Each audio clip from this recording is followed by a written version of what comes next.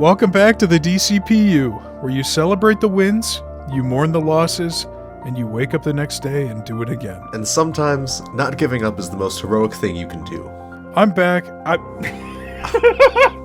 no. I'm back. Thomas is gone. I'm Frank, back once again with my co-host Thomas to close out the DCPU with one last ride. Today, we're looking at the final film of the DCEU and the sequel to the highest-grossing film in the franchise.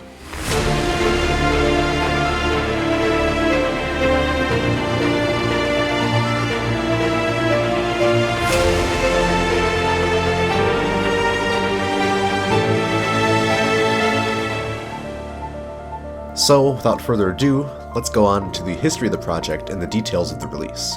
During the production of Aquaman, Jason Momoa actually developed a story that he pitched to Warner Brothers chairman Toby Emmerich and producer Peter Safran. Momoa would also reveal that he would be working more with the creative team to help develop the project that he had pitched. And it was later revealed that Momoa's treatment was made with his producing partner, Brian Mendoza, and it was a 50-page treatment for the sequel film. And despite liking it and buying it, Warner Brothers didn't exactly follow it to a T. After the first film's overwhelming success, Warner Brothers was obviously keen on bringing James Wan back for a sequel film. Sources said that the plan was for Wan to oversee the development of the film, including picking writers, and then making a decision if he wanted to direct after seeing the submitted scripts. The article also pointed out that James Wan was quite protective of his other IPs like The Conjuring and Insidious, as he liked the sequels to his movies to feel like it adhered to his vision that he set up in the first film, meaning that it was likely that he would return to direct this Aquaman sequel. In February 2019, Warner Brothers hired Noah Gardner and Aidan Fitzgerald to write a script for a horror spin-off of Aquaman titled The Trench. And I thought it was funny because their names are white on Wikipedia, which is not a good sign. Apparently they were first-time writers. It was said that this film would be on a smaller budget, with no main characters from the Aquaman series returning. And the article also noted that discussions of a direct sequel to Aquaman hadn't begun on any serious level, and that James Wan and Jason Momoa wanted to take a breather before making a sequel. Which I think is understandable, because the first film's shoot took 178 days from May to October. It's like half the year. Yeah, that is a pretty long shoot. And as we all know, because we probably mentioned it in the first Aquaman episode, the Trench film was actually like a secret vessel for a Black Manta solo film that never ended up getting made. So clearly I guess they were lying about no characters returning. Unless they just have a Black Manta movie without Black Manta in it, which would be kind of funny. However, a few days later, in February 2019, it was reported that an Aquaman sequel was in the works, with David Leslie Johnson McGoldrick returning to write the new film. At this stage, it was still murky if James Wan would be returning to direct, although he would be, at minimum, a producer, along with Peter Safran. Johnson McGoldrick, as a reminder, co-wrote the first film with Wheelbarrow. Stop. Wheelbarrow. Ezra Miller? I was trying to say as a reminder. Ezra Reminder. As a reminder, Johnson McGoldrick co-wrote the first film with Will Beal.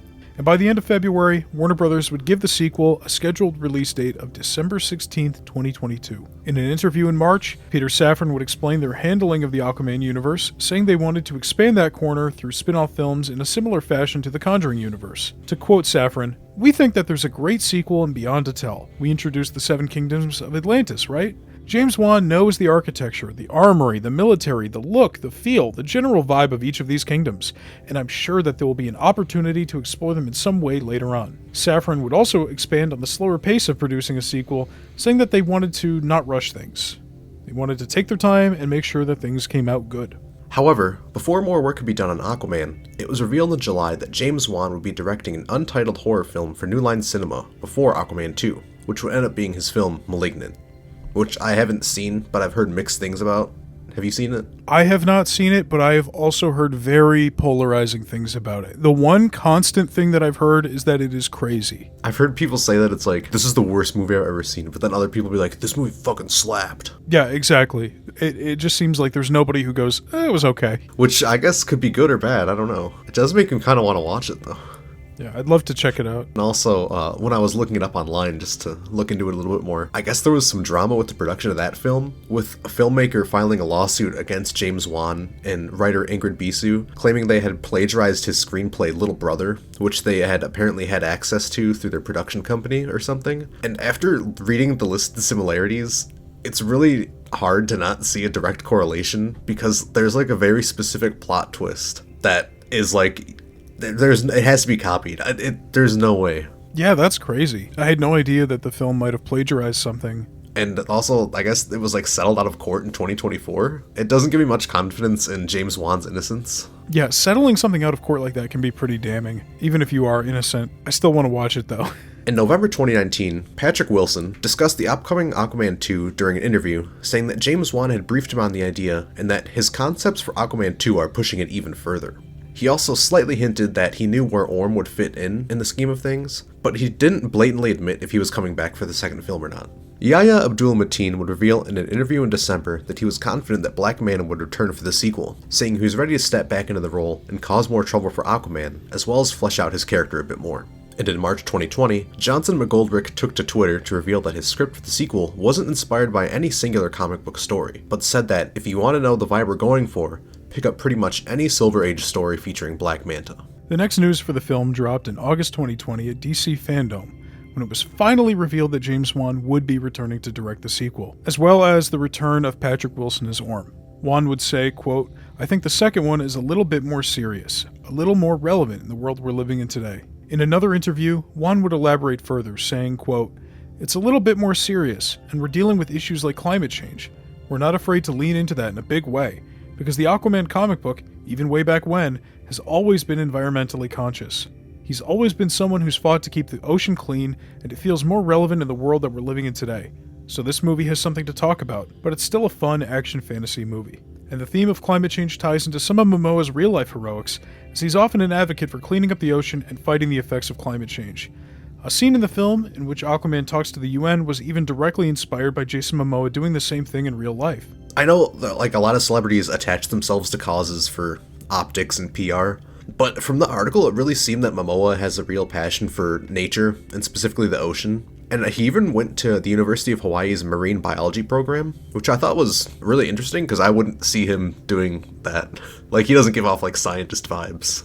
Yeah, I get what you mean. We couldn't find a great place to throw this in, so we might as well just mention it here. Momoa made $15 million for the film after renegotiating his contract after the success of the first one. Good for him. Good for him, also fuck him. He shouldn't have that much money. We should have it. Give it to us, or we'll release the oricolium, or what is it called? Orichalcum. Apparently it's real, by the way. It's a real thing. Orichalcum? Orichalcum is real. It's like what the ancient Greeks called precious metals, like platinum or something. I just found that out like 5 minutes before we started recording. Wan would also reveal that he was planning to include more horror elements in the sequel after the positive audience response to the trench scene in the first film.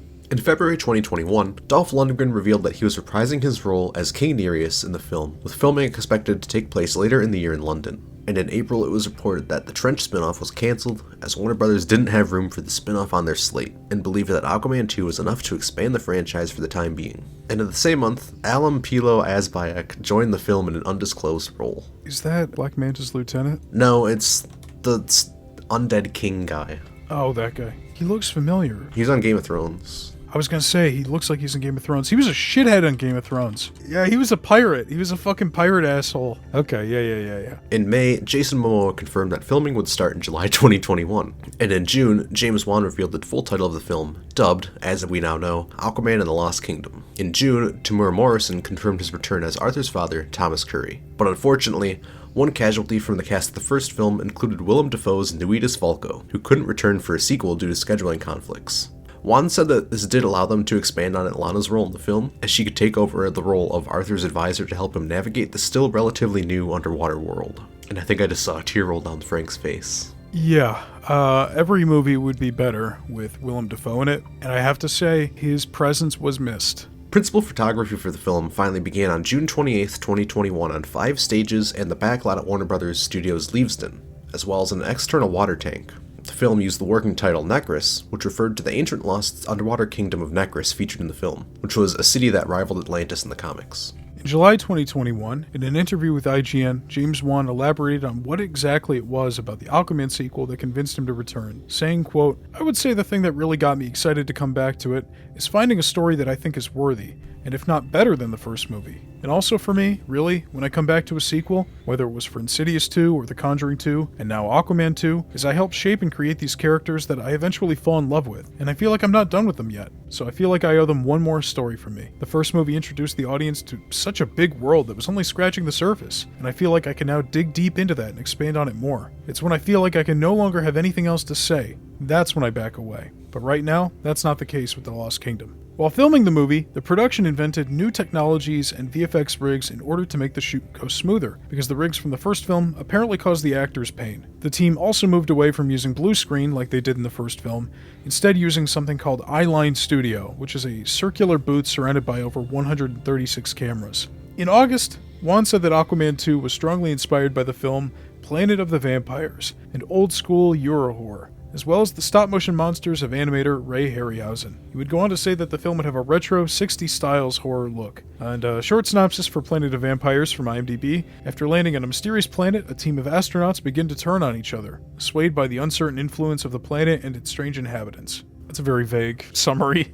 I haven't seen it. I feel like it describes like 10% of the plot of this movie. Like, it's kind of similar, but I wouldn't say that it's super close. Well, at least it's more than The Flash was inspired by Jacob's Ladder. How dare you? You still haven't even seen it. Yeah, but in my heart of hearts, I know it's true. You know? Yeah, I know. The film shot 95% of its footage in the UK before moving to Hawaii for location shooting until December 9th. After that, filming moved to Los Angeles briefly, officially wrapping on January 12th, 2022. Additionally, the film would reportedly be completed on time, under budget, with only a week of reshoots. That's pretty good, especially for a film this expensive. Well, I think it's gonna be, I think that's gonna change a little bit later. Especially the week of reshoots. But I mean, at the time, maybe this was true. In March 2022, Warner Brothers shuffled many of its release dates for its upcoming films, especially VFX-heavy movies, as the work was backing up due to COVID. Aquaman and the Lost Kingdom would move from December 16th, 2022 to March 17th, 2023. And Wan said that while he preferred the Christmas release date, like the first film, he was thankful for the delay as the film wouldn't have had made its initial release date. In the middle of 2022, the film reportedly held several test screenings, which received mixed results. This prompted the studio to do 3 rounds of reshoots between then and 2023, with Michael DeLuca and Pam Abdy involved in the editing process. Which sounds kind of weird to me, because at this point, they're the new heads of Warner Brothers, and they're like the ones overseeing like the DCEU. And I don't think we've ever seen this level of management on a DCEU film before. Like, this is strangely heavily involved. Even The Flash, it didn't sound like they were this involved. Yeah, it seemed like only the ending was the part where they were micromanaging production on The Flash. Yeah, very weird. Sounds very Marvel Studios-esque, which is not a good thing. I think at one point it even said like Pam Abdy was like in the editing room, like helping them edit, which sounded crazy to me. I was like, don't you have anything better to do? God, that's a fucking nightmare. And at this point, it might help to lay out this to help you guys visualize. So this film was greenlit under Toby Emmerich, who's the now former head of DC Films. And then Hamada took over, but now that Warner Brothers and Discovery had merged, Michael DeLuca and Pam Abdy were the interim creative heads of DC Films. And now, especially with DeLuca and Abdy getting so involved in the process, there's bound to be multiple clashing ideologies going on behind the scenes during post-production, which would make for another big headache. Not to mention that James Gunn would come in after all of this, and also get his hand in the pot too. That's like 4 different creative regimes that this is going through. Yeah, I've said it before, but Warner Brothers just gets passed around from company to company, CEO to CEO.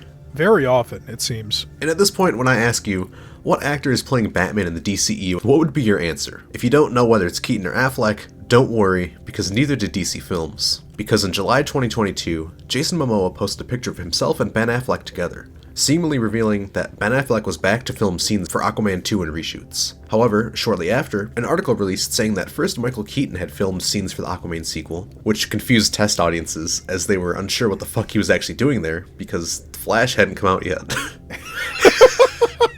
That's amazing! And this may have been part of why Affleck was brought back for the reshoots. It's so funny though. Can you imagine watching the movie and you have no idea, and you're like, why the fuck is Michael Keaton here pretending he's Batman? That would be insane if you're there and you haven't seen The Flash. If nobody has seen The Flash and all of a sudden 70-year-old Michael Keaton is just hanging out with Jason Momoa, what the fuck? He's like, oh, yeah, it's Bruce. They're like, Bruce? Bruce who? He's like, yes, Bruce Wayne. Bruce Wayne? Where's Ben Affleck? Also, I want to mention, where the fuck would Batman fit into this movie? I was wondering the entire time while I was watching. I was thinking that too. Like, maybe some of the stuff at the UN? I don't know. It was really weird. It was either like that, or if he like wanted to, there's the one part where they're like, oh, we have to find this island. And I was like, oh, just call it Batman. You know, the guy with satellites in space. Yeah, at first I thought Batman was going to be the guy to make a machine to counteract the sonic bomb or the sonic blaster or whatever. But I actually do like the explanation they go with for countering that better. Yeah, I don't know where Batman would go in this. Out of all the characters to make a cameo, he seems like probably the weirdest one, considering he's not even a metahuman. The only thing I could think of is maybe like a post-credit scene or something. I don't know. Maybe. But I think, once again, this just proves how much of a dumb idea it was to, like, bring Keaton back full-time. Yeah, most definitely. And it was later revealed in October that Keaton's scenes were cut from the film entirely. And then, as we know, neither of them ended up being the final movie. And if you were thinking that Aquaman was going to keep its release date, you'd be wrong, as it was once again moved from March 17th to December 25th, 2023. In December 2022, it was reported that DeLuca and Abdi had to tell Wan that he had to rein in his reshoot budget, as the budget for the film at this point, before marketing, had ballooned to $205 million. Still less than Black Adam. Around this time, as we all know, James Gunn and Peter Safran were brought on as the new heads of DC Films, now rebranded DC Studios, leaving the fate of the DCEU in flux. In January 2023, Momoa officially revealed in an interview that he had shot scenes with multiple Batman actors, like we just talked about, saying, quote, "I shot with a couple of different Batmans, but you just don't know what's going on, and we'll see what the end product is." And it really feels like nobody knows what's going on or who's going to be the one in the film at this point. Yeah, that's pretty funny. He's just there for the vibes, I guess. Around this time, it was reported that James Gunn had been brought in to weigh on the most recent cut of the film. Afterwards, the studio approved a 5-day reshoot window in New Zealand involving Jason Momoa and Patrick Wilson. In April 2023, Warner Brothers would shift the release date once again, moving it up 5 days to December 20th. In an interview with The Hollywood Reporter in June 2023, James Wan would talk about the post-production process of the film, saying that he had to keep making adjustments due to the ever-changing nature of the DCEU, saying, quote, "One of the things that was challenging about this film was keeping track of what's going on." He went on to say that he was glad that the Aquaman films were pretty far removed from the rest of the DCU, so that his vision wouldn't be affected too badly. I don't know if I believe this, because the second part kind of sounds like he's covering his own ass, because he's like, the timeline all fucked up. Yeah, 100%. I mean, I think James Wan could probably be more frank with interviews and stuff than other people. I mean, the guy has created 3 billion-dollar franchises and directed 2 others. So I think he's probably safe at Warner Brothers no matter what he says. I think I read that he's the only director to have $2 billion films with 2 different studios. Because he had Fast and Furious with Universal, and then he had Aquaman with Warner Brothers. I don't know if it's still true, because I feel like that was from around the first film, so... well, I'm trying to think. James Cameron, Titanic was Fox, Avatar was Fox. And then Fox became Disney, so yeah, I guess that's not true for him. George Lucas, all the Star Wars movies under him were Fox, which became Disney. Yeah. And usually when a lot of those like billion-dollar movie directors, I feel like once they make one, the studio that they made $1 billion with tries to lock them down. Oh yeah, 100%. I also think it's really funny that, I mean, they have James Gunn, and it said that they approved a 5-day reshoot window. Let me look at the date here. When did this happen? Because it's so funny to me that they're like, yeah, let's dump some more money into this movie when it's not going to matter. We're going to reboot the whole universe.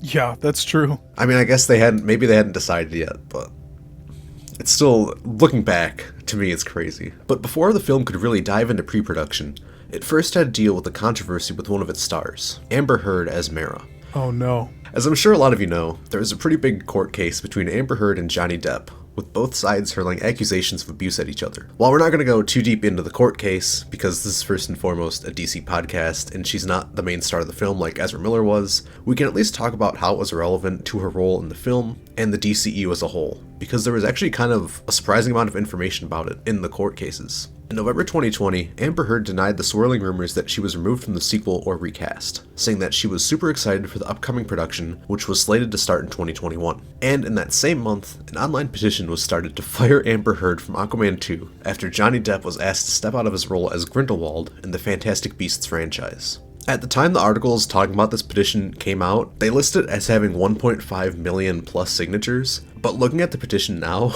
I don't know if anyone's still signing it. It has over 4.6 million signatures. Yeah, you can still sign the petition for a movie that came out 3 years ago. What the fuck? DCPU viewers, go sign this petition. Every signature counts, folks. The idea that 1.5 million fucking people signed a petition, it just kind of takes things back full circle to when we were talking about those psychopaths who wanted to cancel Rotten Tomatoes because the Suicide Squad scores weren't high enough. Just these completely deranged idiots. Except this time it's Johnny Depp fans are the crazy ones. A nice change of pace from the usual crazy DCEU fans. Peter Safran responded to the mounting fan pressure to remove Heard from the role, saying, "I don't think we're ever going to react to, honestly, pure fan pressure. You gotta do what's best for the movie. We felt that if it's James Wan and Jason Momoa, it should be Amber Heard." That's really what it was. One is not unaware of what is going on in the Twitterverse, but that doesn't mean you have to react to it or take it as gospel or accede to their wishes. You have to do what's right for the film, and that's really where we landed on it. I am a big fan of this statement. I maintain that one of the worst things that's happened to the media landscape is fan feedback. I think people who are show running TV and working on films should not listen to the audience. They should not be exposed to the audience bitching about stuff. Just make what the fuck you're gonna make.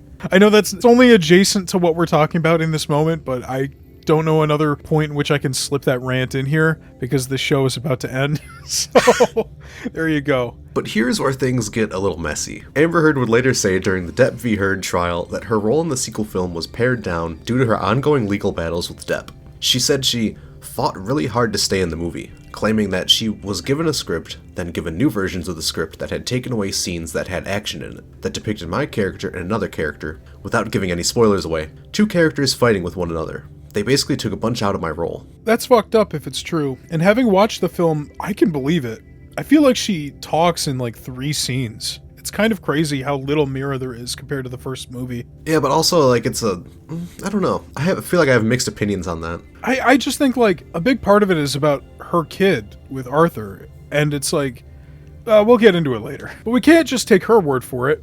It sounds fucked up to say. We needed to hear it from someone who had intimate knowledge of the DCEU and its business behind closed doors. And that person was Walter Hamada, who testified via video Despacito. Stop. Fuck. Who testified via video disposition for the trial about Mira's role. Said disposition. Did I fuck up again? Yeah. Yeah, I did. Who testified via video deposition for the trial about Mira's role in the sequel. Hamada said that Mira's role... Fuck. Hamada's... I can't do it. I can't take this shit no more, man. I can't take this shit no more, man. According to Hamada, Mira's role in the sequel was never reduced, and the film always intended to focus on Aquaman and his friend, with Mira in a secondary role. So that's from the article that I found, the first article on this that I found, and it was from The Independent, and they were calling Patrick Wilson's Orm Aquaman's friend when they were enemies in the first movie and also brothers. And it's not even that like the plot was under wraps, because other articles listed it correctly, saying that like, oh yeah, his brother Orm. It was just this one article that said Aquaman and his friend. That should have been the title for the movie. Aquaman and his friend. In a bit of a stinging comment, Hamada admitted that there were discussions of recasting Mira, but not because of the Depp court case. He claimed that the studio was concerned about the chemistry between Jason Momoa and Heard. To quote Hamada, they didn't really have a lot of chemistry together. The reality is, it's not uncommon in movies for 2 leads to not have chemistry. If you watch the movie, they look like they had great chemistry. I just know that through the course of the post-production, it took a lot of effort to get there. What do you think about that? I don't know. I think it's pretty mean, first of all. And I thought she was fine in the first movie. I think the chemistry wasn't the issue. I think the issue for me, and I think we talked about this during the first film, is they don't really have a lot of time to bond together. Mm-hmm. They get like a few quips back and forth in the desert, and then they have the scene in Italy, and that's pretty much it. because they are strangers, they don't know each other. So I feel like for the amount of interaction that they have throughout the movie, like, it felt pretty natural, the ramp up in chemistry between the two, because they're technically unknowns to each other. Yeah, I agree. I think this is unnecessarily cruel to say. While that was all that came out officially during the trial, or at least all that I could find while researching, a Variety article from Tatiana Segal came out in early October 2023, alleging some pretty crazy behind-the-scenes drama on the set. Now, a lot of the evidence and quotes in this article come from anonymous insiders, but, Variety is pretty reputable. Just putting it out there that either way, nothing can be 100% proven true. I think also, didn't we have another article from her in another episode? The name seemed familiar. I think she might have written one of the articles we referenced in regards to the Snyder Cut. I think so too, because I found the article and I was like, this name seems familiar. Yeah. So, on the day the trailer for Aquaman and the Lost Kingdom dropped, this part's so fucked up, Johnny Depp fans paid the court fees for the release of documents from Heard's therapist, Dr. Dawn Hughes, and released them on Reddit. What the fuck? It's crazy to me that therapy notes can be included as evidence in, like, a trial and be forced to turn over, because, like, it's not like she admitted to killing someone to her therapist. And to me, a lot of them read as, like what you would expect therapy, like someone maybe venting or, like, anxious about their work or their life. Maybe it's just me, but... No, that sounds like it should be super illegal. Yeah. The notes that were part of the trial, they were stuff like, she said the Aquaman 2 set was hostile, Jason Momoa was drunk on set and dressed like Johnny Depp and pushed to have Heard fired from her role. The direct quote said, Jason said he wanted me fired. And the notes say, Jason drunk, late on set, dressing like Johnny, has all the rings too. While a rep for Momoa declined to comment, there was a rebuttal from several other sources. One DC spokesperson said, Jason Momoa conducted himself in a professional manner at all times on the set of Aquaman and the Lost Kingdom. And an insider who was on the London set in 2021 said that Jason works his ass off, likes to have a beer once in a while like everyone, but doesn't show up drunk to set. And he isn't dressing like Johnny Depp. He has always dressed in that bohemian style. Bohemian. The insider also noted that Momoa and Heard got along on set and were often seen joking together. The notes also claimed that Heard felt unsupported by James Wan, who treated her differently due to the court battle. A direct quote from the notes says, he raised his voice at me. I can't even post about Aquaman. Made it seem like it was my fault. I said, I'm sorry, nobody could take selfies with me on set given blackout. And a response from a DC spokesperson said, James is known for treating members of his cast and crew with the utmost respect and for fostering a positive, collaborative environment on set. The Aquaman films were no exception. And touching on the topic of the lack of chemistry between Momoa and Heard, one insider noted that Momoa had no voice on the matter of recasting Mera, and also pointed out that Heard had done chemistry readings with Momoa to get the role in the first place, beating out two other actors who also did chemistry readings. Right, so that would kind of contradict what Hamada was saying earlier. Mm-hmm. Also, this is pretty, like, damning stuff, like that she would be saying all this to her therapist, but this is also something allegedly coming out from notes released because Johnny Depp fans paid the court fees. I mean, she could be an unreliable narrator, but it's clear that these are people who are out to get her, that are trying to push this into the trial. I question the legitimacy of the notes themselves a little bit, because it's not her saying this in the trial, it's these documents. Mm-hmm. I don't know. It seems really messy. You said at the top we're not really going to get into the trial, and we won't. Suffice to say, it was an ugly situation for both of them. I mean, I know I said already, but, like, when people go to, like, their therapist, they're kind of just venting. Like, she might not even, like, think this, but, like, she could just be, like venting, like, oh, I think they hate me or something. Like, just, I don't know. It could just be her, like, inner thoughts, just putting all that out there just to, like, talk about it. I don't know. Like, it's private stuff. It's just really weird that it can be released to the public. If anything, all it does is prove that these Johnny Depp fans are psychos. God damn. And apparently all of this talk about firing or recasting Heard was swept under the rug because Heard's boyfriend at the time, I did not know this, Elon Musk, had one of his litigators send a scorched earth letter to Warner Brothers, threatening to burn the house down if Heard wasn't brought back for the sequel. Warner Brothers apparently caved and kept Heard in the role. Musk did not respond to a request for comment. This definitely sounds like something he would do, though. Yeah. I had no idea they were dating. I mean, maybe I did when this was relevant in the news, but I completely forgot. Maybe I did like 10 years ago. It sure feels like it. That guy is a fucking psycho, too. This was when he had a little bit of respect behind him. I already hated him by this point. I think when he called the guy who rescued the Thai kids in the cave a pedophile, that's when I immediately turned on him. That was when I started liking him more. This kind of actually makes me think of Amber Heard less.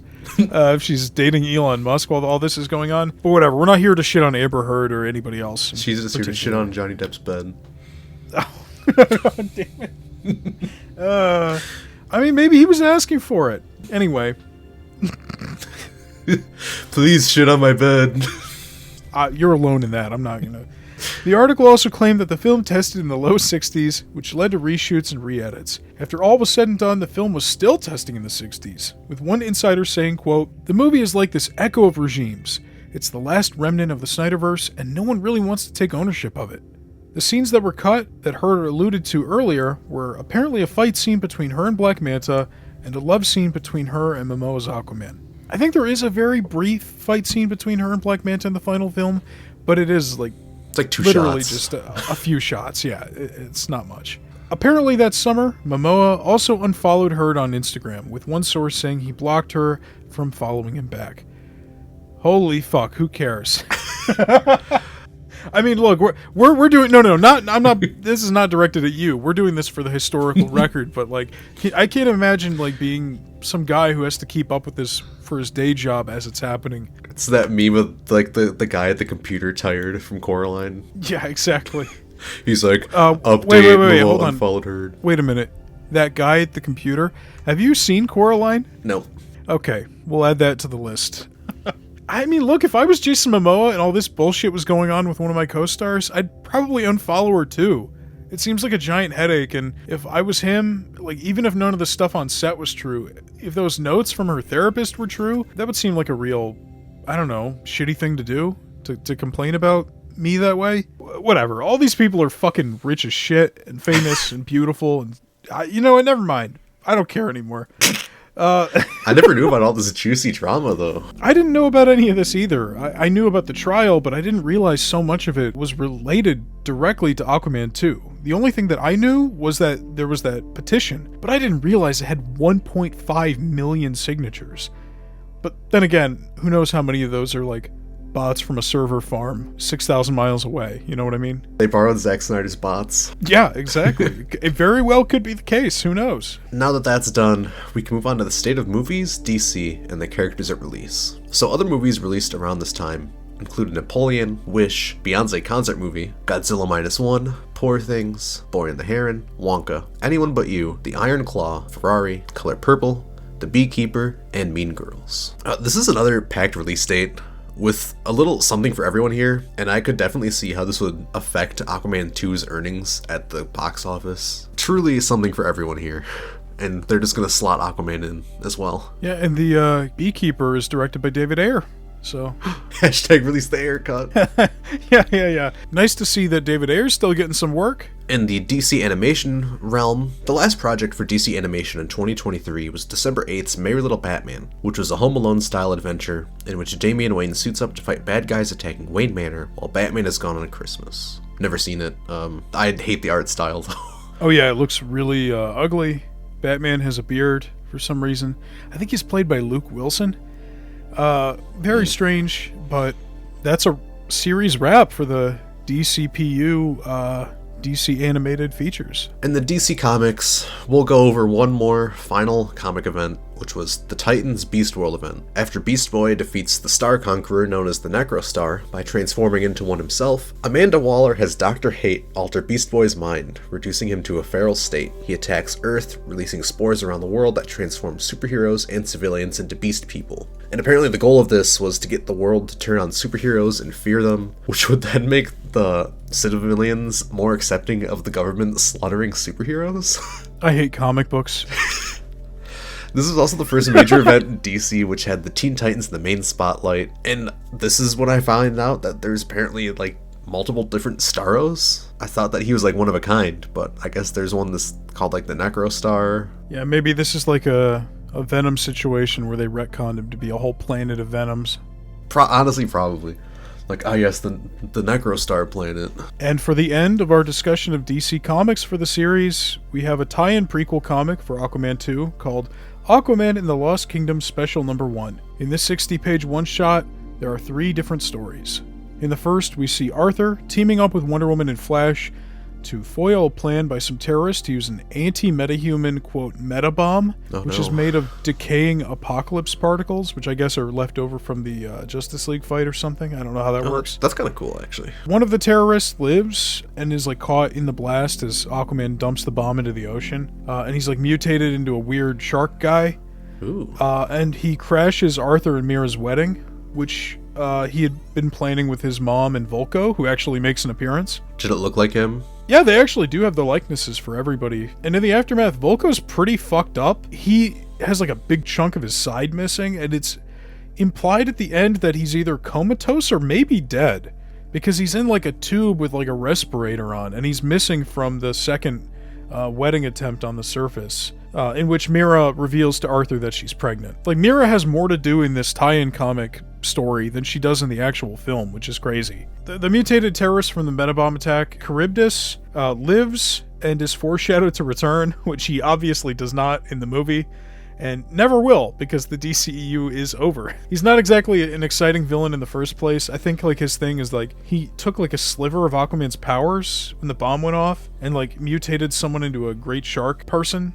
Anyway, the second one follows Black Manta, and he's going on like an Indiana Jones style globe-trotting adventure, this like series of trials set up by his dad with a bunch of letters and puzzles. To test his skills as a frogman and leader, and by the end of it, he assembles his crew of, quote, Manta Men. This is also where he's introduced to his lieutenant, that Asian woman that we see in the film, who I don't think is ever named. My favorite. She's not named in the comic. She has either. a name. She has a name? It's Stingray. Stingray! Well, this is the introduction of Stingray.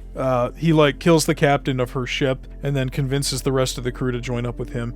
It's pretty good, actually. I really liked that little story. The third one is really depressing. It just follows Orm's time in prison, where he is constantly tortured and failing to escape, and then tortured again. By the end of it, he just accepts the possibility that he might have been the wrong person to sit on the throne, and he might be a villain. It's kind of a bummer. Like, the whole thing is building up to him finally escaping, and in the end, it's like, nope. Now we're going to torture you again. I almost would have liked to see that in the movie. Yeah, me too. I would have liked to see all of this in the movie, honestly. The stuff with, like, Arthur and his mom and Volko planning the wedding, I really liked. The conversations between Arthur and Mira. Yeah, no, I like this. I'm just going to accept it as canon. It was actually not bad. I thought it was going to suck. And I was dreading the fact that it was 60 pages, but no, it's actually good. But kind of a bummer ending to the one-shot. To end with, like, Orm defeated, being tortured. It probably should have been in reverse order. Definitely. That brings us to the plot synopsis and discussion. Thomas, take it away. The final plot synopsis and discussion. 4 years after becoming king of Atlantis, Arthur Curry has married Mira and made a son. Look, I made a son. 4 years after becoming king of Atlantis, Arthur Curry has married Mira and has a son, Arthur Jr., while splitting his life between land and sea. Meanwhile, David Kane, Black Manta, also continues to seek revenge against Arthur for his father's death, working with marine biologist Stephen Shin to find Atlantean artifacts. When Shin accidentally discovers a cavern in Antarctica, Manta finds a black trident that possesses him, its creator promising to give him the power to destroy Arthur and Atlantis. 5 months later, Manta breaks into an orichalcum reserve on Atlantis to steal it and power his Atlantean machines, which are of ancient origin, but of unknown design to modern Atlanteans. Caught midway through the heist, they are chased by Atlantean forces, with Mira being injured in the ensuing battle.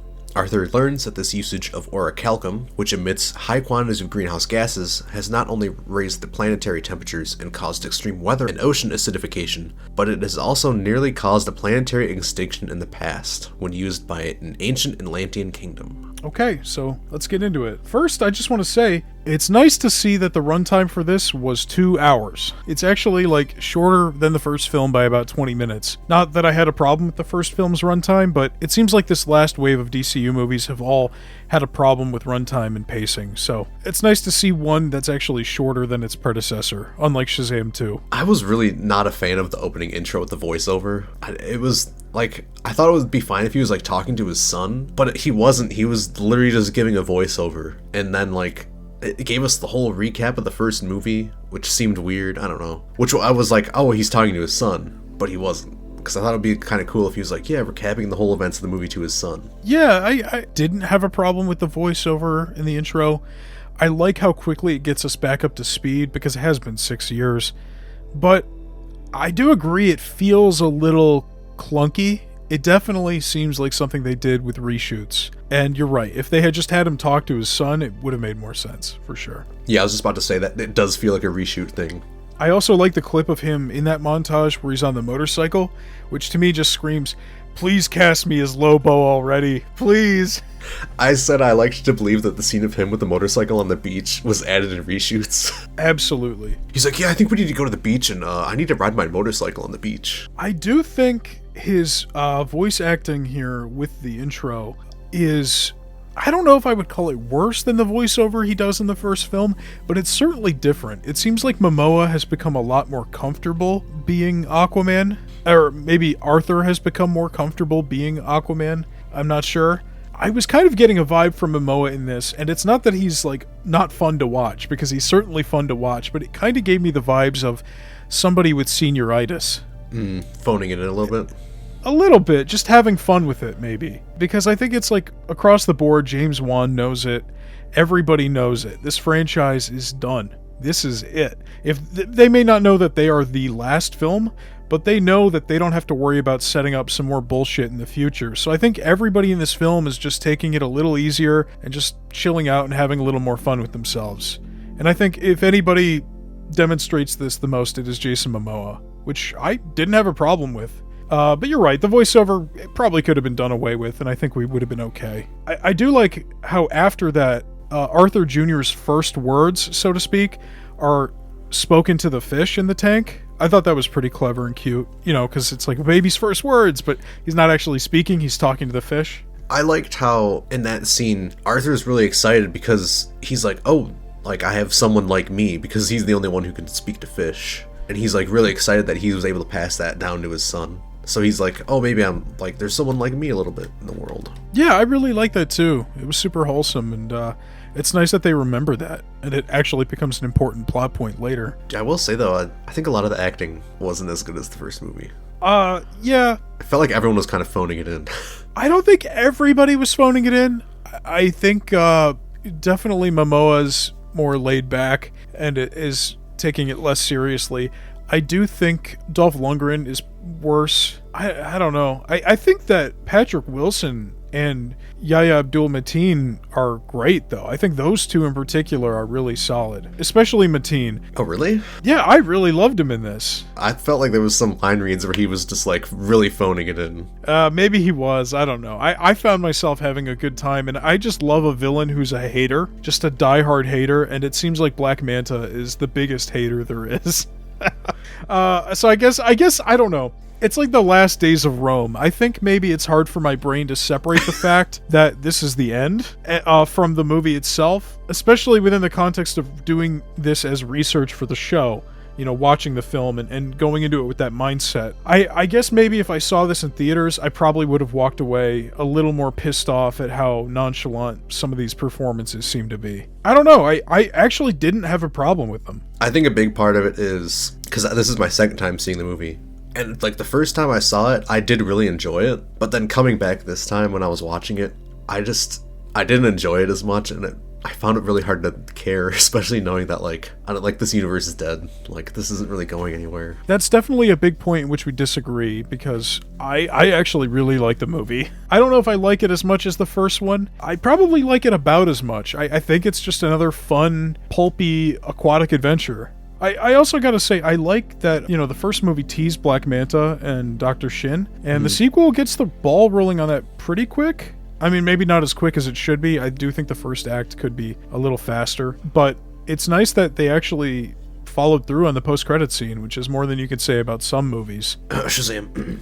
I remember texting you because I was watching this, and the first, like, half hour is very dominated by Black Manta, and I was kind of surprised because you have the voiceover of Arthur, and then like for the next 20 minutes it's like Shin and Black Manta just fucking around and like stealing the orichalcum, and then when he gets caught, we don't even see Aquaman, we see Mera and Atlana before Arthur shows up at the end. Yeah, you had texted me and you also said something like...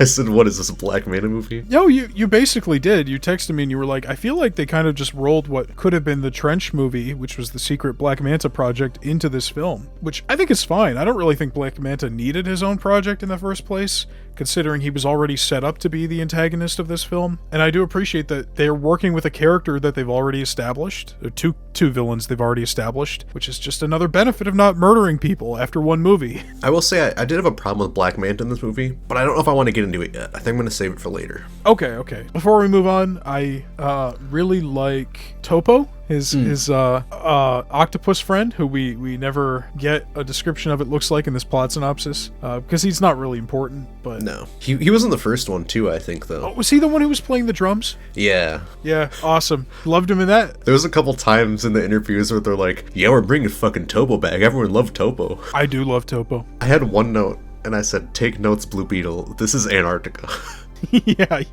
Oh, speaking of Antarctica, the climate crisis stuff, I didn't realize it was going to be such a big part of the story, and that kind of made some of this hard to watch. I get really bad climate anxiety. I don't want to think about that shit ever. But, so much of the movie is set in this fantasy world where I don't have to think about it, which is the stuff that I liked the most. I'd like to point out Stingray, or the lady who's Black Manta's right hand, I guess woman, probably one of the worst actors in the DCEU. Worse than Gal Gadot. She's not great. Every time she spoke, I cringed. Yeah, she's not very good. I mean, nothing against her, but they probably should have cast someone a bit better in the role. Some of the camera work in this one bothered me a little bit, because there was a lot of static, uninteresting shots with slow movement, which is for some reason it's a pet peeve of mine. But at least in the early parts, it bothered me. But there was a lot of better stuff later. It just felt like there was a lot of really cool camera work in the first one that they didn't seem to bring back in this sequel. Yeah.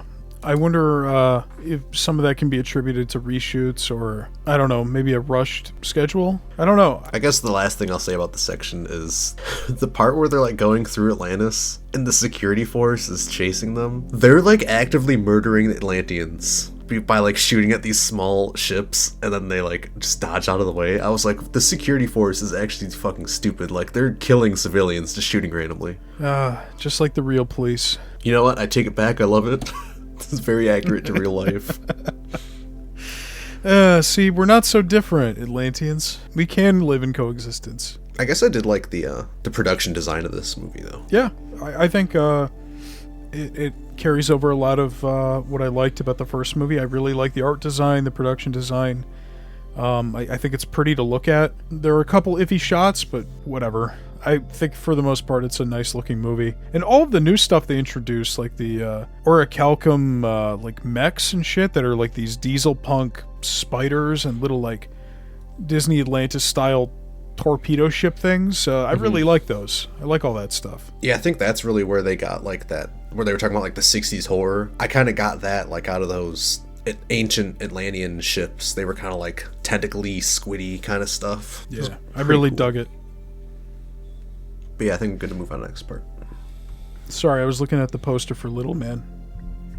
For what? Little Man. Little Big Planet? No, Little Man. Little Man. I don't know what that is. I'll Google it. I sent you a picture. Oh, I see it. God damn it. I showed up. That's great. To learn where Manta's hiding, Arthur breaks his half-brother Orm out of prison. Together, they visit a pirate haven called the Sunken Citadel, where they meet Kingfish to learn of Manta's whereabouts. The information they obtain leads them to a volcanic island in the South Pacific, where they battle Manta's forces after navigating flora and fauna mutated by the orichalcum. There, when Orm touches the Black Trident, it shows him visions of its provenance. Orm learns that the Trident was created by Kordax, the brother of King Atlan and the ruler of the lost Kingdom of Necrus. He was imprisoned with blood magic following a failed attempt to usurp the throne. Realizing the blood of any of Atlan's descendants could release Kordax, the pair deduce Manta has kidnapped Arthur Jr. With Shin's help, the Atlanteans determine that Kordax's prison and the lost Kingdom of Necrus are located in Antarctica. Again, very condensed. Some stuff is skipped over. I thought for sure when I was watching that Tamora Morrison was going to die, and I was shocked at how quickly they breezed past that, but apparently he's fine. Which is good. I don't want him to die. Black Manta's I'll let you live long enough for him to watch you die, and then cuts the next scene yeah, he's good. He's stable. Yeah. I like that. I'm not gonna lie, I thought he was gonna die. That got me a little bit. So in Aquaman 1, they spend a lot of the time talking about his mom. And, she's kind of a big crutch point in the movie where they find her alive. Yes. They didn't really do anything with her here. I mean, she's in the movie, but I didn't feel anything like when she was on screen. Like, oh yeah, this is mom. Like, I was just like, yeah, that's Atlanta. I know that they like rolled her into Volko's role, but I was almost like they should have just killed her off. Well, I don't think they should have killed her off, but I do get what you mean. I do think she has, I don't even want to say less importance, but less of a presence physically. I do agree with that. And maybe part of it is like the fact that we're supposed to be used to the fact that she's there because it's been a year or two since the first film, or 4 years, I think, actually, in canon. So I guess it's pretty normal for her to just be one of the supporting cast and not be treated with the reverence that she had in the first movie. It is interesting that I think the film tries, and maybe not succeeds, but it tries to make a different connection, a different emphasis on Arthur's dad this time, because there are a lot of scenes of like Arthur and his dad shooting the shit, talking about raising kids, and Arthur's like, yeah, you had it rough, you had to raise me by yourself, and I don't know how you did it, and, that kind of stuff. And then he almost dies here. But then after that, he doesn't really show up again until the very end when they're all just like, celebrating. Which is fine. I thought that maybe they could have done more with him in the way that they had done more with Atlanta in the first movie. And maybe that would have excused Atlanta being more of a backseat role like he was in the first movie. Mm-hmm. Yeah, I don't disagree with that. I almost wonder if him not dying is a reshoot, because thinking about it now, ooh, that's true. The whole, because in the first one, Aquaman kills, well, he doesn't kill directly, but leads to Black Manta's father's death. And it kind of would have been Black Manta's such a hater, it feels like he would almost go out of his way to make sure that his dad would be dead, as kind of like an eye for an eye. That's true. Yeah, I wonder that as well, now that you bring it up. I didn't think about that, but you could be right. It does seem like he is stabbed pretty hard through the gut with a fucking trident. And then the shot where they say he's okay is an entirely different location. Yeah, it's outside. Yeah, it could be like maybe the original scene was like Arthur going into the burning lighthouse and his dad's just bleeding out and he dies inside the building. Yeah, maybe. Kind of like how Manta's dad drowns in the submarine. That would have been more interesting. As much as I would have hated to see Tamora Morrison go. Again, this is the last movie, so don't hold back, right? I do think that I really liked this kind of, I guess, second act, if we're going to break it up into 3 paragraphs, where he breaks Orm out of prison, because I felt like the relationship between him and Orm and the way they were working together was by far my favorite part of the movie. I couldn't agree more. I think that this is why I enjoyed the movie so much. I think Jason Momoa and Patrick Wilson have great chemistry, and I think the two characters are really good together. I really liked them in the first movie, and I remember expressing it's just a shame they can't be brothers. And I was shocked because this is the first time I've seen the film. I was shocked at the end when they literally cut to that conversation that I referenced in the first Aquaman episode, before they fight each other in the arena. And that actually becomes part of the final talk no jutsu of the film. Mm-hmm. Yeah. I like that. But not to jump too far ahead. Yeah, I couldn't agree more. One of my favorite tropes is when a previous villain becomes an ally. I'm a big sucker for that trope, and I'm just really happy to see Orm on the good guy's side. It made me wish that they had committed to that earlier in the film and we could have got more of it. Because if they had done that in the first 15 minutes or 20 minutes, because I think when he breaks him out, it's not until an hour in. I don't know if it's an hour in. I think they don't come up with the plan to break him out until 35 minutes into the film. I just would have loved more because it's so good. No, I agree. I loved it. And that's the stuff where they're well, we're kind of jumping all over the place here because I wanted to go right into Arthur Curry just because of where this paragraph ended, but I really like the stuff where they're on the island and stuff, and he's trying to teach him about Earth food, and also I love the Sunken Citadel. As soon as they revealed Kingfish, I was like, oh my god, is that Martin Short? Instantly, I was like, is that? It was, and he's just hamming it up, and it's delightful. He's basically playing Hedonism Bot from Futurama. It's so good. And the Underwater Max Rebo Band. Oh yeah, it was great. It felt very Star Wars. Yeah, in a great way. I loved it. I mean, they're literally pulling off the plan from like Jabba's palace, where they're like disguising one of them as like a slave or like a prisoner. Or the Death Star, I mean. I think I would have liked to see a bit more of that scene, honestly. It felt a little short on this watch. Yeah. It felt like they got in and got out way too fast. I would have loved if more of the movie was just Arthur and Orm going to all these places and doing shit. Less of the melting the ice cap stuff. But yeah, no, I loved it. Second act, couldn't agree more. Definitely the best part of the movie. But the only other bullet point I have for this part of the plot is they really, I think, did do Mira dirty. Because there's like a CGI shot of her rescuing Arthur and Orm and pulling them up to the beach. And then on that conversation on the beach, where Orm gives all the exposition, she has zero dialogue. And she's cut to once as like a reaction shot. And it's like, you just saved them and you have nothing to say? It was really weird. I can't help but agree with her assessment that maybe she had certain like bits of dialogue or shots that were cut out of the film at minimum. Yeah, I would definitely agree that there had to be something that was cut. I don't agree with Hamada that like, no, like it's the same. There was definitely some sort of effect to her character. I mean, maybe she wasn't planned to be that big of a character throughout because there's a lot of focus on Orm and Arthur. It feels like she talks maybe 10 times total in the movie. And for, you know, like, she's his fucking wife. And they have a kid together, and the kid's like the crux of the movie. You know, like the final MacGuffin. So it's like, I don't know. They had like an easy out too, because she got injured earlier in the movie, and then she just kind of showed back up. And I can't help but wonder if that was somehow related to the reshoots. Like, not her Maybe. coming back, but like the fact that she was injured in the first place might have been done retroactively. It could to be. account for the fact that they were cutting out most of her scenes. But that's all I got for the second paragraph. I didn't take a ton of notes for this movie. I was just having a good time for the most part. I have a couple more. There was one part that I really liked when they were running through the jungle island or whatever, which I also liked that they had an explanation for the giant like creatures on there. They're like, oh yeah, the Orichalca must have fast-tracked their evolution. They're huge now. I'm like, okay, that's kind of cool.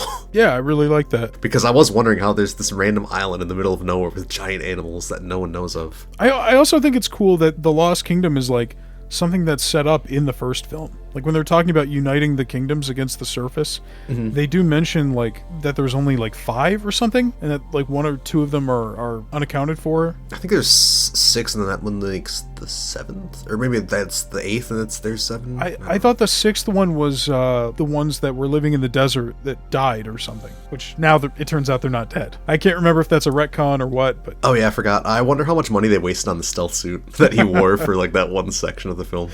yeah, it is. It's a downgrade, so I'm glad they go back to the orange pretty quick. Also, am I crazy, or did Mira's costume just suddenly change colors with no explanation at the end? She goes from wearing her green costume to like a blue, like the same color as the stealth suit? I thought she always had a blue one. Damn, maybe I'm just conflating it with the flashbacks.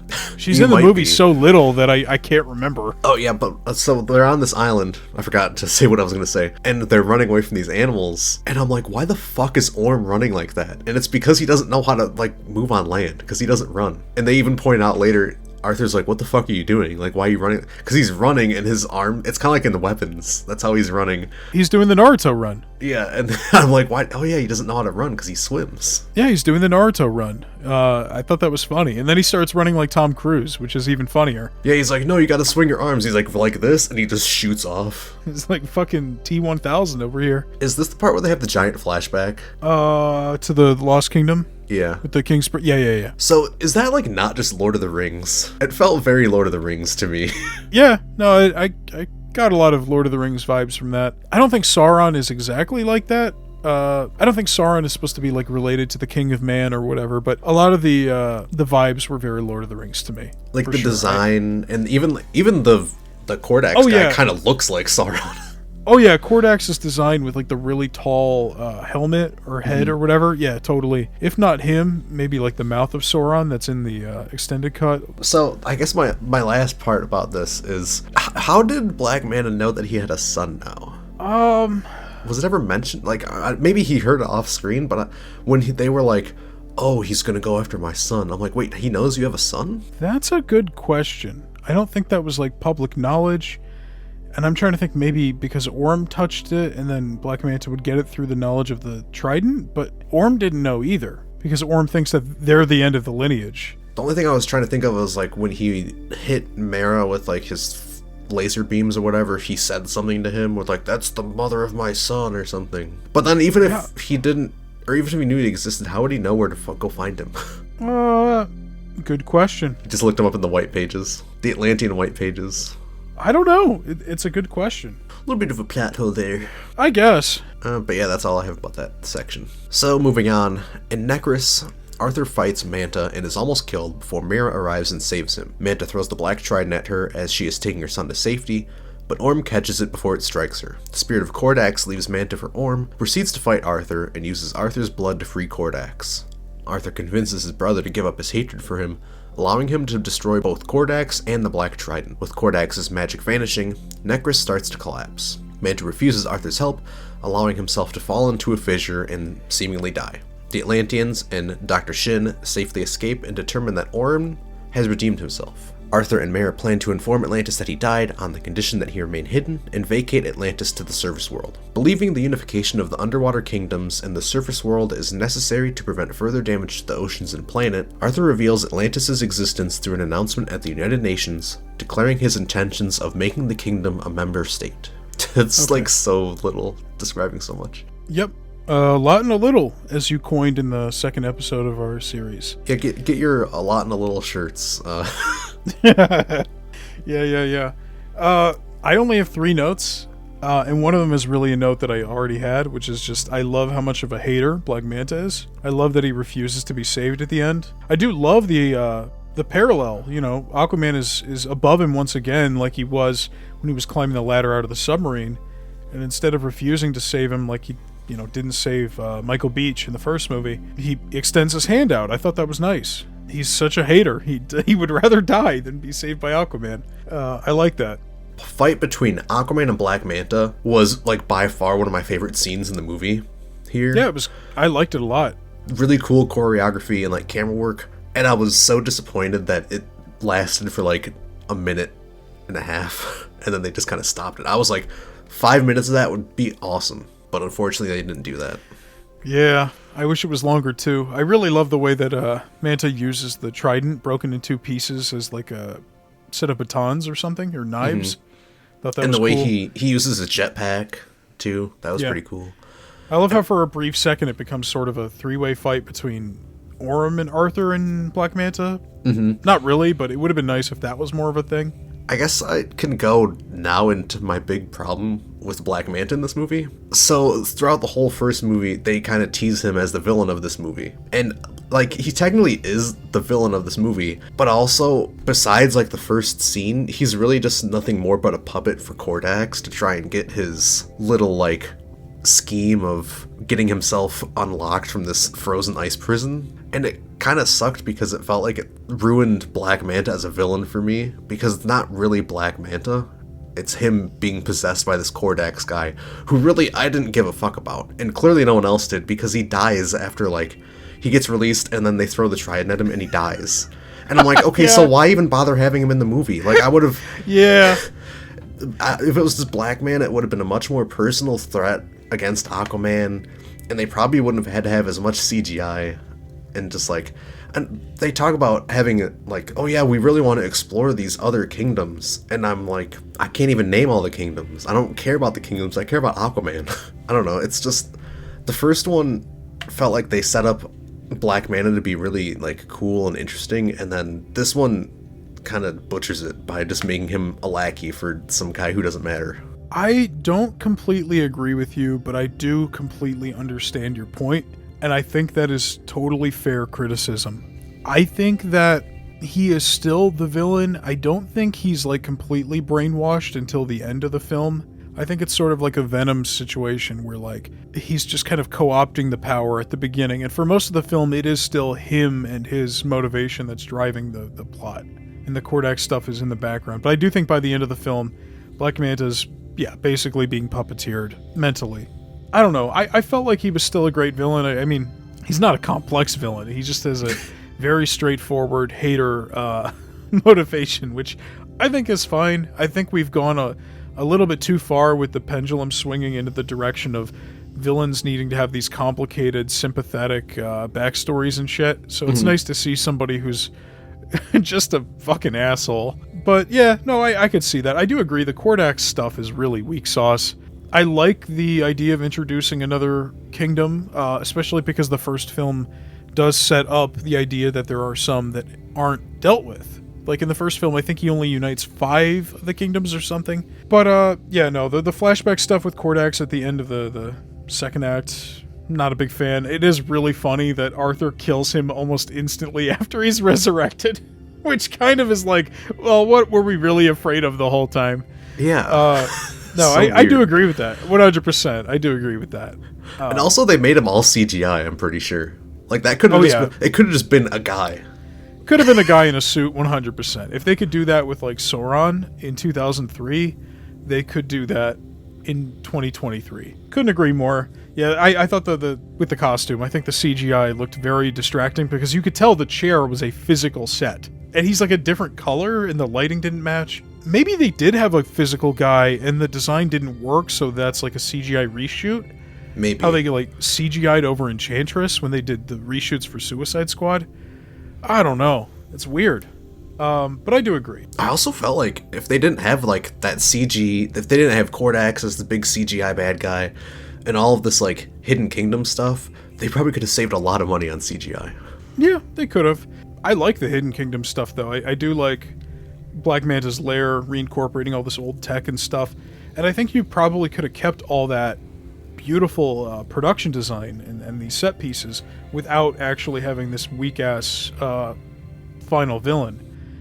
Because you could just have it written so that Black Manta is acquiring the power of the kingdom by, using the royal blood or whatever. He doesn't necessarily have to reawaken the king or something.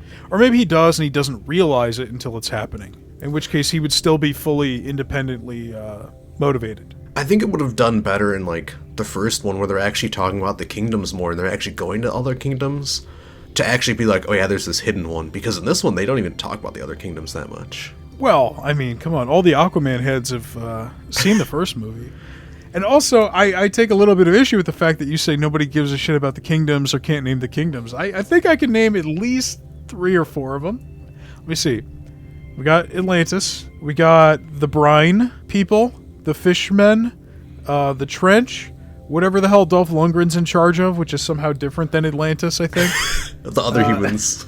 The other humans. Oh, you don't know that one? That's the first one I can name off the top of my head. Oh, really? Yeah, it's Zebel. Zebel, there you go. See, combined, and then we have the Lost Kingdom, and then we have the Deserters in the desert. So there you go. That's all 7. That's all 7, baby. Speaking of, I'm really happy to see the Brine King get a beefed up part. I like that he was a much bigger part of this movie. I think John Rhys Davies is really entertaining. I think his design is better in this movie too, because in the first one I couldn't really tell where his face was. But does he have like a helmet in this one? Yeah, they like retcon it so like that the shell face that he had from the first movie is more of a helmet that he can like lift up. Yeah, I liked him. I think maybe he should have been a little more weary of Orm, like Dolph Lundgren, King Nereus was.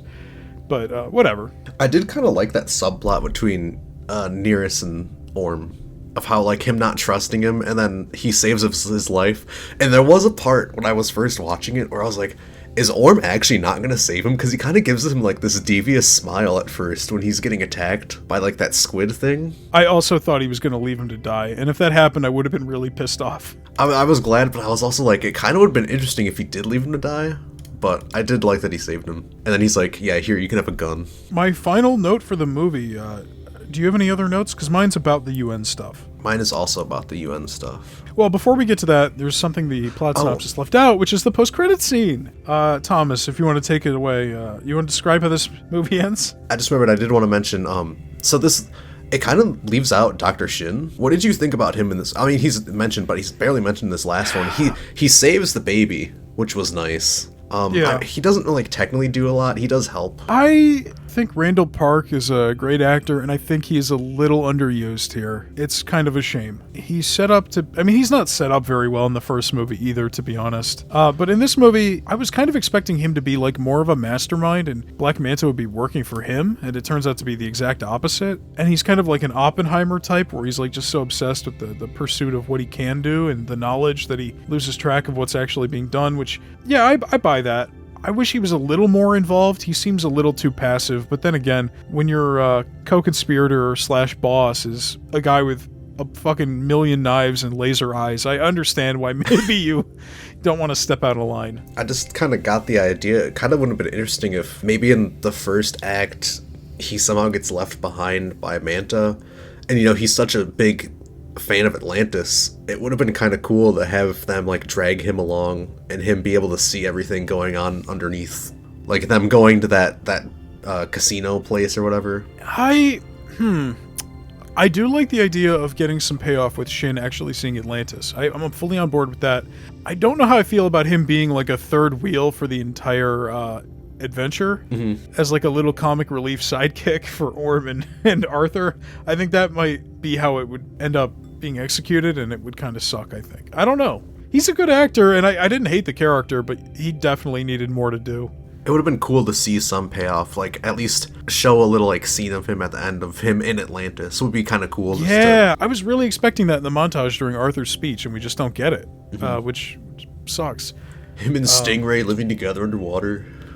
Well, all right.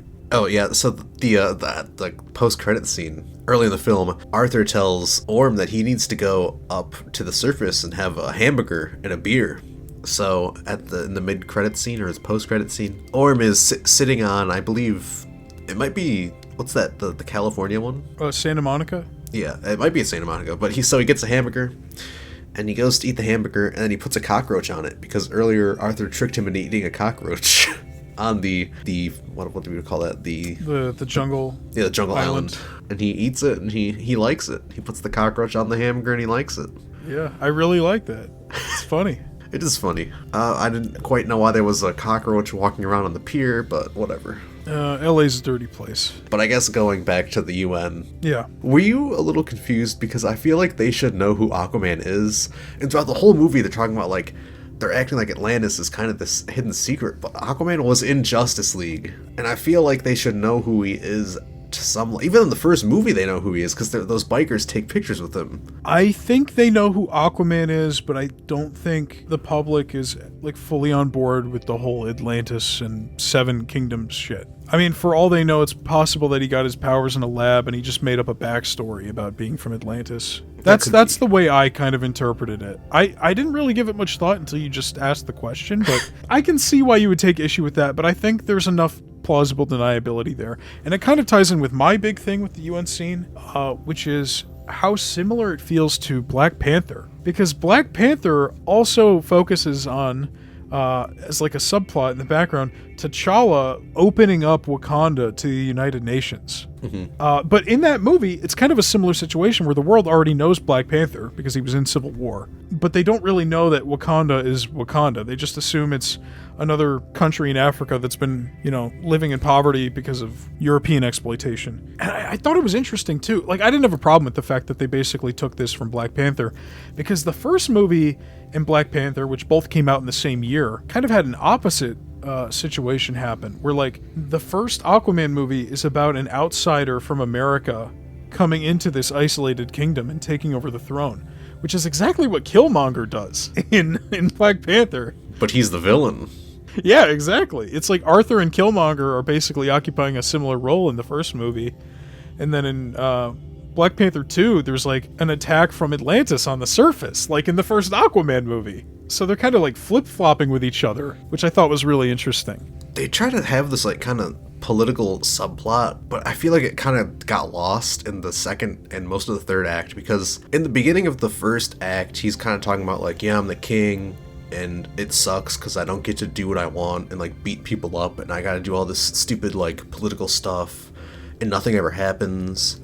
And I feel like they kind of just abandoned that, and then at the end they're like, oh yeah, Atlantis exists, and then like I think the people that on the council in Atlantis were like, bro, what the fuck are you doing? Yeah, well, Fuck those guys. It kind of felt like a half-baked subplot, kind of. I don't know. I liked it in the beginning. I do agree it gets worse as it goes on. The idea of him, like, not enjoying being a king and just wanting to be a superhero and shit and, you know, balancing his life in two different worlds. I thought that was pretty interesting, especially because he's not somebody with, like, a secret identity like Spider-Man or something. But he is still split between two different worlds. Yeah. Like, he does have these split responsibilities, and both of his lives are suffering for it. And I do think it was interesting on the jungle island where him and Orm are talking about it, and it's like, yeah, I didn't want to be king. And Orm clearly does, and Orm does have passion for Atlantis. Like, I think on the inside, I mean, the prequel comic contradicts this, but whatever, it's a fucking, you know, that's tertiary reading material. You know, in the film, I think Orm is pretty confident that, like, he doesn't view himself as a villain and, like, he thought he was doing the right thing. Like, I think he does give a shit about Atlantis. He wasn't doing it for personal gain. So I do like the idea, and I kind of expected the movie to end with Orm becoming king again, but like with a more positive outlook on the surface. And then Arthur could go back to being Aquaman, Justice League member, surface hero, more like full time. I mean, I get why they didn't do that, because what Orm did in the last movie was kind of fucked up. It's not like the Seven Kingdoms could forgive him so easily. Yeah, because he killed the Fisher King, I think. Or something like that. He killed one of the kings. Yeah. So, I get it. I do agree. I think it gets less time to develop than it probably needed. But I don't know, I didn't mind it. I feel like a lot of the climate crisis stuff might have been reshoot stuff. I felt like a lot of it was ADR and like clips on the news. The way James Wan talked about it, it was clearly part of his intention from the beginning, and I definitely didn't want it to be a bigger focus of the movie, because I already told you how much that shit bothered me, but it does seem like something that could have used more time in the oven. I think they kind of explored that in the first movie as well. Not to the same amount, but I remember definitely them saying, like, oh, they're polluting the oceans, and that was kind of the reason why they wanted to attack the surface world. Right, that was basically the source for Orm's motivation, was like ocean acidification and plastic in the oceans and shit. So I do think they touched on it in the first movie, but that's like the C plot of this film, so, you know, I don't really care that much. I mean, the first threat is Black Manta, and then the second threat is Kordax, and all of that shit plays into the main dynamic, which is him and his brother. So I didn't really care. And honestly, I think Arthur's speech was kind of a nice way to end the DCEU. Like, it's a pretty general speech about coming together and making the world a better place, which is a very, like, hero speech. And he ends it with, like, a little, it feels like a very self-aware parody of I Am Iron Man.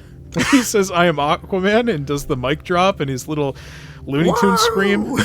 Yeah, I liked it. I liked the end speech. It is funny that the final image of this series is Orm eating a cockroach, but yeah, I don't know. I like the ending. We forgot to talk about the pee. Yeah, there are, I think, at least 3 piss jokes in this movie. Meryl waterbends Arthur Jr.'s pee in the Aquaman's mouth. Feels like a very Amber Heard thing to do.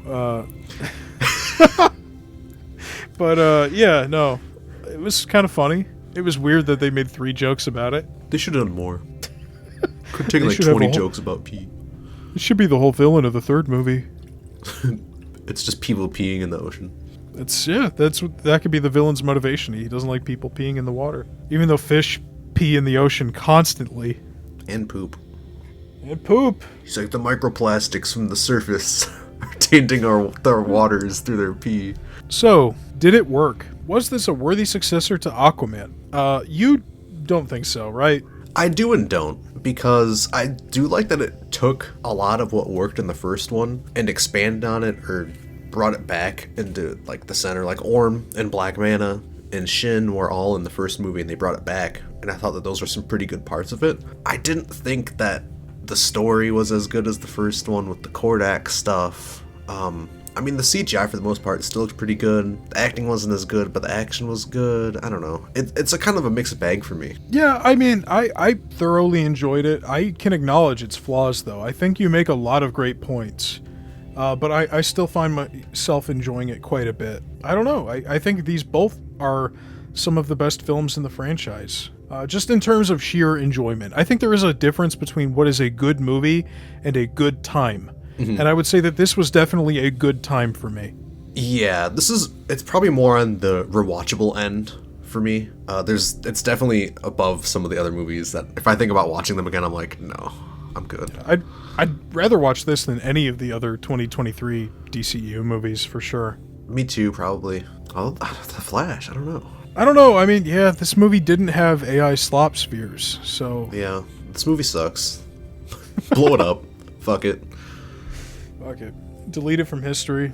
Get this out of my extended universe. Was this film a good way to close out the DCEU? Probably should have been Flash to close things out. But, I mean, it's not a bad way to end things. It could have been worse.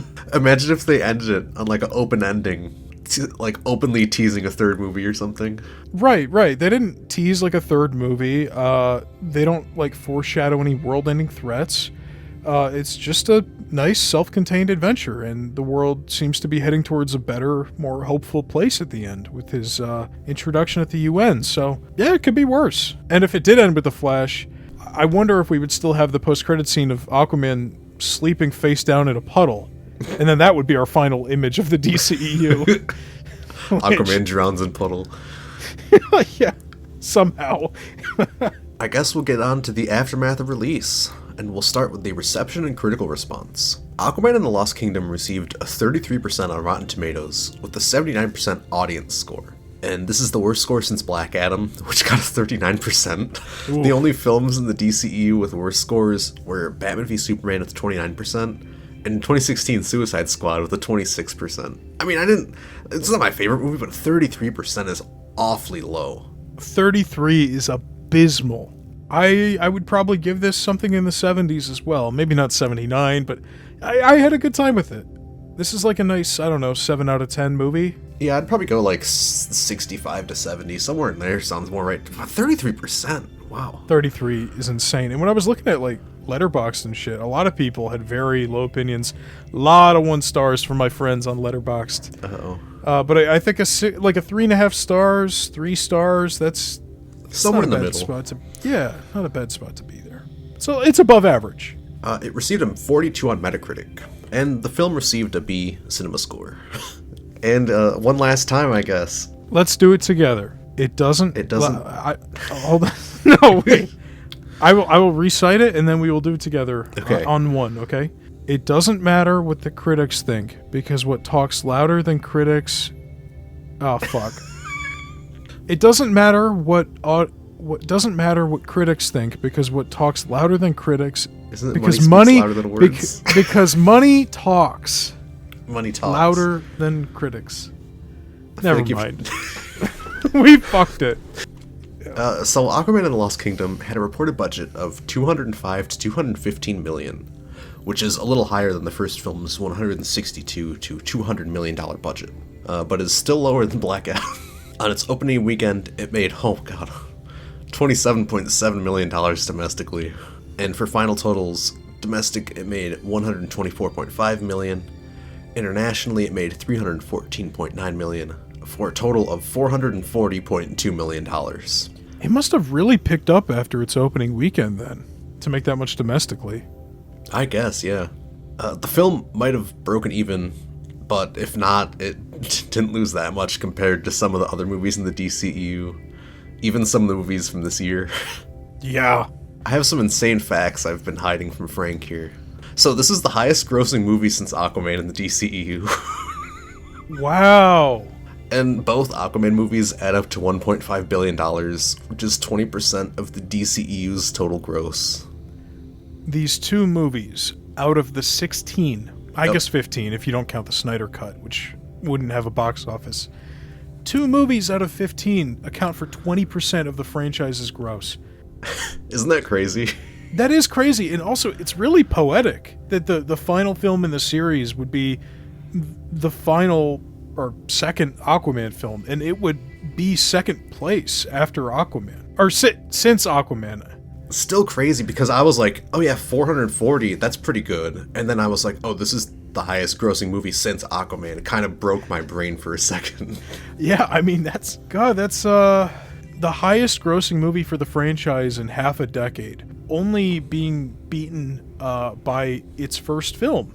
it just goes to show, like, even in a landscape where everybody knows the franchise is dead, everybody is sick of superhero bullshit and the slop, and you know, they're just waiting for this to be over, and they're not interested in seeing this fucking franchise anymore. People are still turning out for Aquaman. It's not making as much as the first Aquaman, but Aquaman is such a hit, even under these circumstances, that it's pulled in a better box office than anything they've done since. And I mean, I guess you can argue that, yeah, they did have COVID, so, like, maybe... But still, like, 2023, you'd think that maybe The Flash would do better. While you were discussing that, I just pulled up a nice figure, since this is the final episode of the show. And I mentioned this at the beginning of our episode on Man of Steel. In the very beginning of the show, I mentioned how, despite all of its shortcomings and mistakes, the DCEU would still end up being the 9th highest grossing film franchise of all time. And that is still true all these months later. It is still the 9th highest grossing film franchise of all time. It's made more money than every Batman movie combined, more money than the Jurassic Park franchise. Wow, Jurassic Park? Really? Because, like, I know there's not that many, but the past, like, 3 or 4 have made, like, $1 billion each, I feel like. Yeah. Well, maybe not the last one, but... It's made more money than all the Jurassic Parks combined, Avatar combined, all the Middle-earth movies, Despicable Me, Transformers, Mission Impossible, Pirates of the Caribbean, Shrek. Like, a lot of these franchises that have huge moneymakers. It's still the 9th highest grossing of all time. The one that's closest to beating it out and taking the 9th place spot is Batman. So, it's kind of a cannibalization there. If we're interested, I do have... when I first made the box office stuff, I have the totals for the, like, domestic, international, and total. Do you have the total budgets? I did add it up. Please. Overall, from what we have accounted here, I'm sure it might be a little off because, you know, reported estimated budgets could be weird. But I have $2.65 billion for the budget, and the total is $7.2 billion. And then domestic is $2.7 billion, and international is $4.4 billion. Honestly, kind of a surprising split. I would have thought international would be a bit more. Even when DC loses, they still make a shitload of money. Like, all in all, this franchise did prove to be profitable, but it's just that most of that money was made in the first few years, and it just fell off so hard. Yeah, I think it's really, like, we've picked over the corpse of this franchise, and it's like, all in all, it's still one of the top 10 highest grossing franchises in Hollywood history. And that's just from the films, not even accounting for merchandise and stuff. Oh, yeah. It's nuts. If you saw this on paper, you'd be like, wow, that was a successful franchise. But then when you go into the details. And I think this is part of why I was obsessed with the idea of doing a podcast on the DCEU in particular. Because it's like, this truly was the biggest money-making opportunity for any studio in a long time. The hardest part was proving that it could be done, and Marvel had already done that. All Warner Brothers had to do was follow their example. They had all the characters under their control, they had all the resources, and even when they fucked it up as bad as they did, they're still in the top 10 highest grossing franchises. It just goes to show that if they had handled this better, it definitely would have made more money than Fast and Furious, which barely edges it out at the number 8 spot. It would have made more money than James Bond or The Wizarding World, potentially even fucking Star Wars. But it didn't, because they fucked it up so bad over the years. Yeah, they really took a golden egg and just smashed it. Yeah, and I think even now, if the DCU ends up being better quality-wise, planning-wise, the superhero craze is on its way out. People do not give as much of a shit about these movies as they used to, so even if it's a better franchise altogether, and people are still going to see these movies, the likelihood of the new DC attempt at a shared universe making as much money as this one could have made is very slim, if not impossible. Because this was the time. This is when it was the craze. This is when you should have struck when the iron was hot. Now it's a bit lukewarm. And as for the future of Jason Momoa and Aquaman, as we know, Aquaman 2 was obviously the last film in the DCEU, and as we've found out since then, none of the main cast in the Snyderverse were staying on to play their respective characters, including Jason Momoa as Aquaman. While Momoa said that he'll always be Aquaman, he felt that he wanted to play other characters, which he'll get his chance to do this year when he appears in Supergirl as Lobo. And as for the future of Aquaman, there are no plans. Aquaman or anything Aquaman adjacent has not been announced for the DCU as of year 3. It could be the fact that the second film in the original Aquaman franchise is still uncomfortably close, similar to The Flash or Wonder Woman, but the truth is, it could be anybody's guess. Unless you're Peter Safran or James Gunn, who knows? And then we take off masks and we are James Gunn and Peter Safran. And so, the sun set on the DCEU. And just like Orm's hamburger, it was a promising concept ruined by one man adding a cockroach to someone else's perfectly cooked meal. Well, perfect may be a stretch, but you know what I'm going for here. As the DCEU sailed off, I think that we can both agree that while it had its ups and downs, we both enjoyed the experience overall, but it was far from a perfect cinematic universe. From meddling executives, to director swaps, and crazy studio mandates, to egocentric actors trying to Captain Phillips the franchise, the DCEU really never got a fighting chance to stand on its own and prove it was a worthy competitor in the superhero foot race. Clashing visions and studio fuckery cut the universe down before it really even began, and although it would be nice to say that the same won't happen to the fledgling DCU, I can't help but worry about its future as well after the current nightmare of the Paramount, Netflix, Warner Brothers battle. But only time will tell. And that's all, folks. That's the DCPU. We hope you enjoyed going on this ride with us, that you were entertained and also learned something. And while this is the final episode of the DCPU focused on the DCEU films, next week we will be releasing a bonus episode where we answer listener-submitted questions about the podcast, and maybe even a hint about a future podcast series. We'll be taking questions until probably about 11:59 p.m. on Thursday, so if you have any last-minute questions you want to submit, leave them in the comments wherever you're listening, or submit them to @FrankBroadcasts on Instagram. Thanks for listening. Bye-bye. Bye-bye, everybody. We love you. We hate you.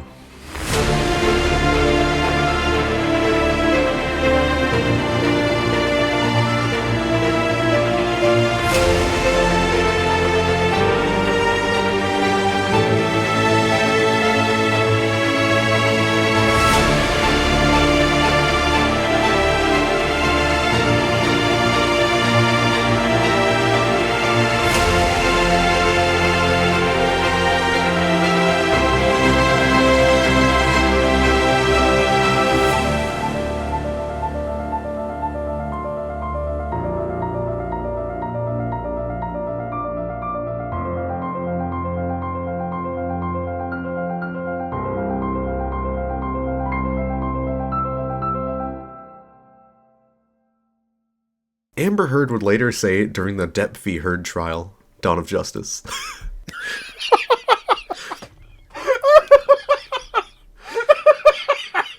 Oh, there's the post-credit scene, I think. Oh, that's a good one.